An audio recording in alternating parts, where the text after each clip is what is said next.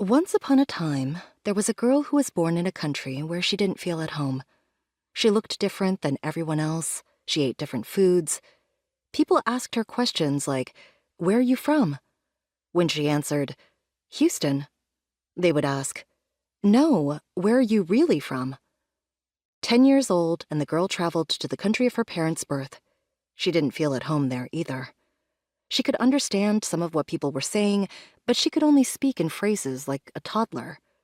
Her grandmother had taught her the language of her forebears when she was little, but her parents spoke English to her at home, at the advice of the pediatrician who said, "She will fall behind in school if you don't." The girl grew up, forgot her grandmother's language, went to college, tried a couple of careers, and settled on journalism. She decided to investigate the mystery of the grandfather she never knew, the one who went to prison and died when her father was a baby. She started by asking her grandmother questions her grandmother didn't want to answer. The girl decided to visit the country of her parents' birth again, this time alone. She wanted to solve the mystery of who her grandfather had been by finding the police and interrogation records her grandmother burned during the Korean War. The records that branded him as a teenage communist revolutionary who protested Japanese rule. After years of classes, the girl could now read and speak a bit of her parents' language.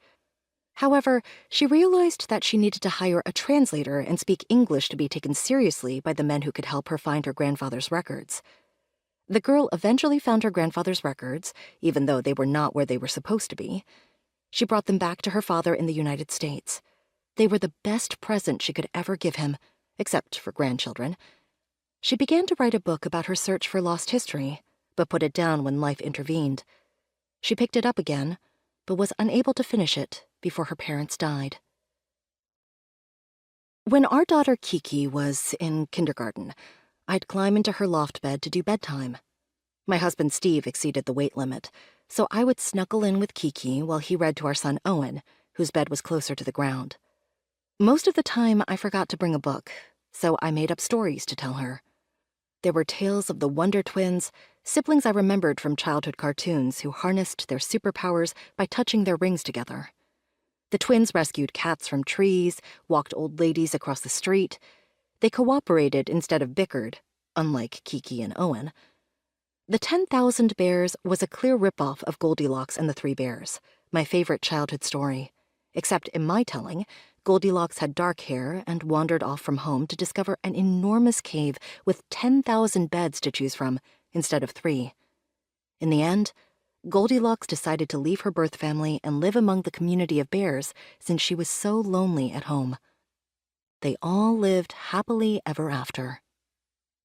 When the kids were in preschool, I started again on my book about my grandfather, the one I abandoned when I got pregnant. I rewrote the whole thing off the top of my head during a generative writing workshop that met once a week. No notes, research, or outlines to guide me. I just wrote what flowed out from my hand to the pen and onto the lined paper of my giant, spiral-bound notebook.